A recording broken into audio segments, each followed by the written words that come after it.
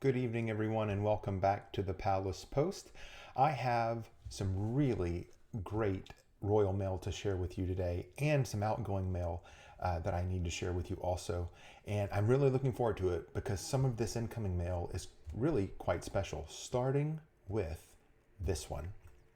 Now, I sent a birthday message last year to the last Empress of India, Her Majesty, the Empress Farah.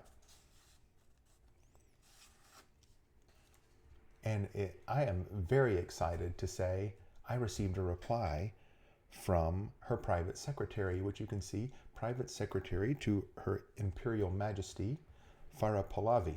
Now, if Pahlavi sounds familiar to you, that's because she is the last Empress of Iran, and her son is Crown Prince Reza Pahlavi, who is currently trying to be a kind of a moral leader and inspiration of the uprisings in Iran right now against the Islamic regime there.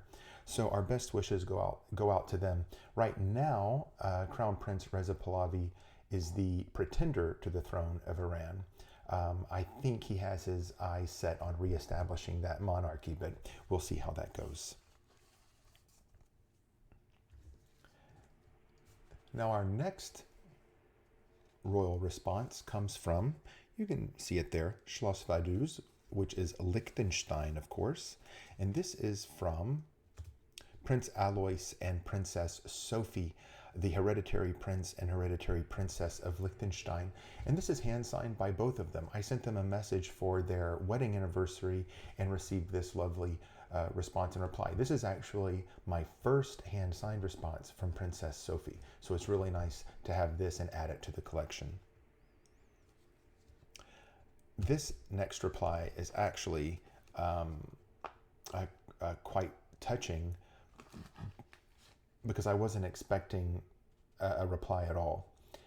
And this is also the longest I've waited for a reply. I sent this back in April of 2025, and it was a condolence message to Prince Hubertus of Saxe-Coburg-Gotha.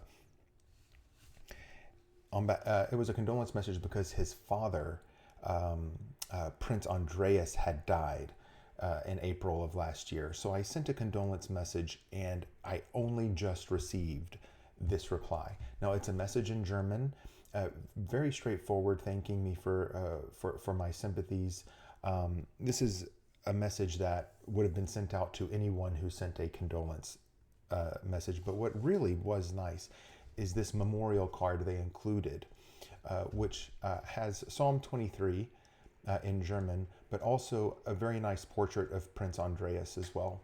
So this was really, really nice. And like I said, I hadn't expected to get a response in general, and certainly after several months hadn't expected to get a response, but it's been like 8 months since I sent that. And this is by far, like I said, the longest I've waited for a reply. But this was really lovely to get back.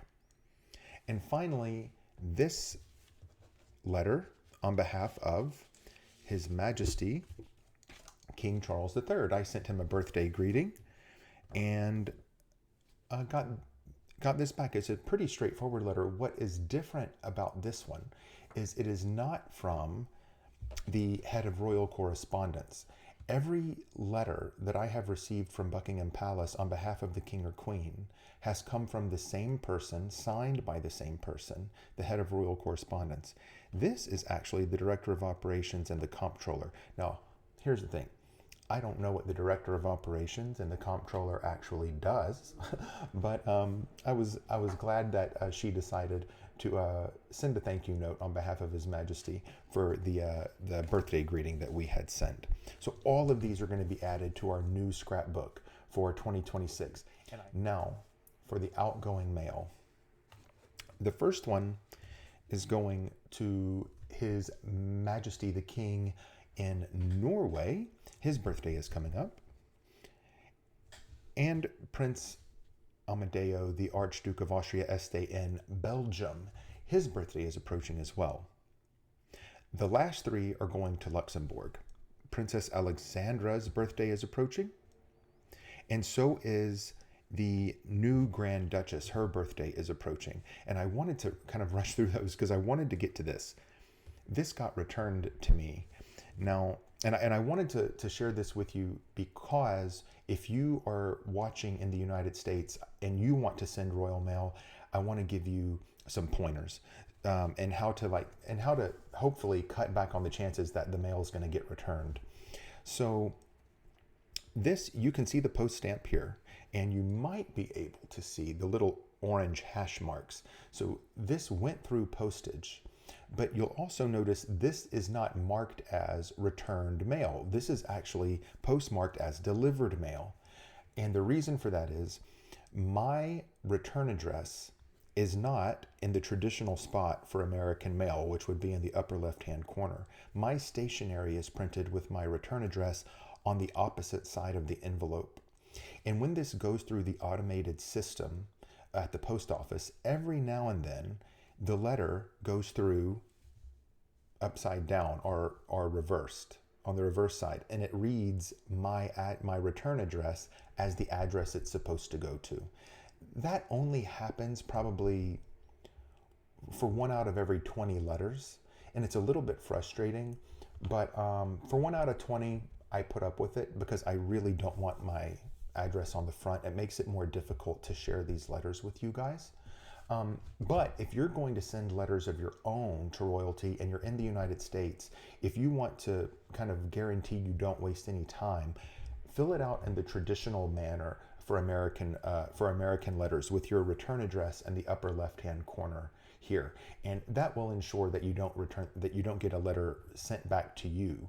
So this is I'm just gonna fill out a whole new envelope. I'll put precisely the same letter that's in this will go in the new envelope, and I'll remail it out.